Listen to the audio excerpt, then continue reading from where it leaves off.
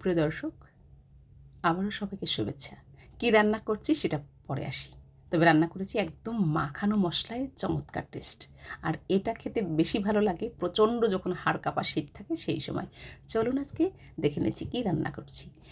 একটা বড় ধরনের 4 পা, ওয়েট প্রায় 10 থেকে 12 কিলো, সেটাকে কেটে আমরা মোটামুটি যতটুকু পেয়েছি ভাগে সেটা নিয়ে এসে আজকে আমি এখানে 1 কিলো পরিমাণ রান্না করব। ভালোভাবে ধুয়ে নিয়েছি।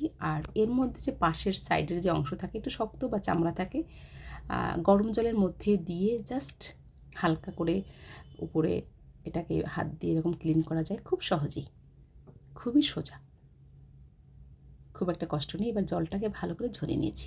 চাইলে চিকেন যেভাবে আমরা রান্না করি সমস্ত মশলা কষিয়ে সেভাবেও রান্না করতে পারেন। আমি আজকে রান্না করব একদম মাখানো মশলায়। পেঁয়াজ দিয়েছি বড় ধরনের 2টো, একটু গ্রেভিটা বেশি হবে। দিয়েছি একটা রসুন বেটে রান্না করলে একরকম টেস্ট, আর কুচিয়ে এভাবে দিলে টেস্ট কিন্তু একটু ভিন্ন হবে। আর এর সাথে আমি অ্যাড করব বাড়িতে ভাঙানো একদম অর্গানিক হলুদ, চা চামচের 1 চামচ হলুদ দিয়েছি। আর এরপরে আমি এর মধ্যে ব্যবহার করব পরিমাণ মতো মশলা। একে একে করে গোলমরিচ গুঁড়ো দেবো আমি 1 চামচ। এটা চাইলে আপনারা কম বা বেশি দিতে পারেন। আর এটা হালকা তেলে গুঁড়ো করে রাখা আছে কৌটোর মধ্যে। তারপর অ্যাড করছি পরিমাণ মতো লঙ্কা বাটা 1 চামচ, ভরপুর 1 চামচ। আর এটা আপনাদের টেস্ট অনুযায়ী ব্যবহার করতে পারেন। সেই সাথে দিয়েছি বেশ কিছু মশলা, এখানে আলাদা করে আর দেখানো হয়নি। ধনে, জিরে, দারচিনি, এলাচ আর লং, এটাকে হালকা তেলে গুঁড়ো করেছি। খুব ভাজা মশলা নয়, কাঁচা যেটা ব্যবহার করি সেটাকে একটু হালকা তেলে গুঁড়ো করলাম। হাত দিয়ে চটকে ভালো করে মেখে নিয়েছে। আর এরপর দিয়েছি আদাটাও একসাথে দিতে পারি। মাখানো হয়ে গেছে। অন্য সময় জিরে আদা সব কিছু একদম পেস্ট করে শিলনোড়ায় বেটে রান্না করি। আজকে একটু গুঁড়ো করে নিয়েছি। পরিমাণ মতো নুন দিলাম। নুন দেওয়ার সাথে সাথে সমস্ত পেঁয়াজ রসুন সব কিছু একদম সফট হয়ে যাবে, জলটা বেরিয়ে আসবে।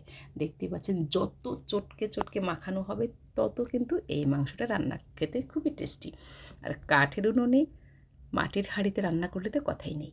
মাখানো হয়ে গেছে। আর সর্বশেষ যে কাজটা করব, সরষের তেল কিন্তু কখনোই প্রথমে ব্যবহার করি না, তাহলে কিন্তু মাংসের মধ্যে মশলাটা কম ঢোকে কিংবা কম লাগে। সমস্ত মশলা দেওয়ার পরে যখন তেলটা ব্যবহার করি সবার শেষে, একটা কোডিংয়ের মতো করে কাজ করে। এভাবে মেখে একদম ঢাকনা দিয়ে ঢেকে দেবো যখন যেমন হাতের সময় থাকে। প্রায় আধা ঘন্টার মতো আমি এটাকে ঢেকে রেখেছি। সকালের 10-11টার দিকে আমি মাখিয়ে রাখলাম।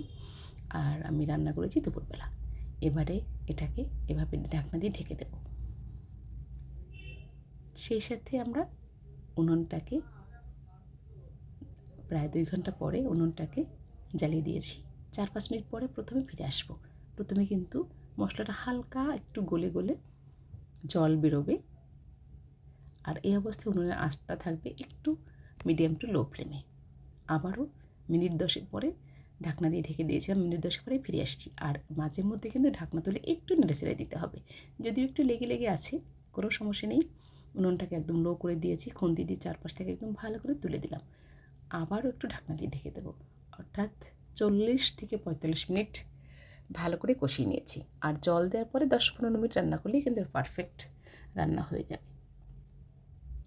অনেকে আবার কষা মাংস খেতে পছন্দ করেন, সেক্ষেত্রে উনুনটাকে আরেকটু লোতে করে দিয়ে অনেকক্ষণ ধরে এটাকে কষাতে হয়, কিংবা কালো হয়ে যায় একদম। পরিমাণ মতো জল দিয়ে দিয়েছি। 1 কিলোর জন্য এখানে প্রায় 5 থেকে 700 গ্রাম মতো জল, ফুটন্ত গরম জল দিয়ে দিলাম। ঢাকনা দিয়ে ঢেকে দিলাম। ফিরে আসছি প্রায় মিনিট 10 পরে। গ্রেভিটা প্রায় মাখো মাখো হয়ে এসছে, শীতকাল যেহেতু। আর এই অবস্থায় আমি একটু ফোড়ন ব্যবহার করি। সর্ষের তেলের মধ্যে অল্প একটু সর্ষের তেলের মধ্যে দিয়ে দিয়েছি এখানে সাদা জিরে ফোড়ন।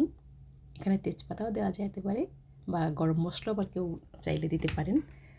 আমি শুধু জিরে ফোড়ন দিয়েছি। আর একটু মশলা ভেজে রেখেছিলাম, গরম মশলা গুঁড়ো করে সামান্য একটু উপর থেকে দিয়ে ঢাকনা দিয়ে ঢেকে দিয়েছি। এবারে আরও 3 থেকে 4 মিনিট দমে রেখে নামিয়ে ফেলব। হয়ে গেছে আজকে আমার দারুণ টেস্টি 4 পা, অর্থাৎ কাসিম যেটাকে বলে। শীতকালে এটা খুবই প্রিয়। যারা পছন্দ করেন না তারা এটাকে এড়িয়ে যেতে পারেন। আর যাদের এটা খুবই পছন্দ তারা কিন্তু একবার এভাবে রান্না করে খেয়ে দেখবেন। আশা করি ভালো লাগবে। আর যদি ভালো লাগে মতামত জানাতে পারেন, শেয়ার করতে পারেন। আবারও দেখা হবে নতুন কোনো ভিডিও নিয়ে। সবাই ভালো থাকুন, সুস্থ থাকুন। ধন্যবাদ।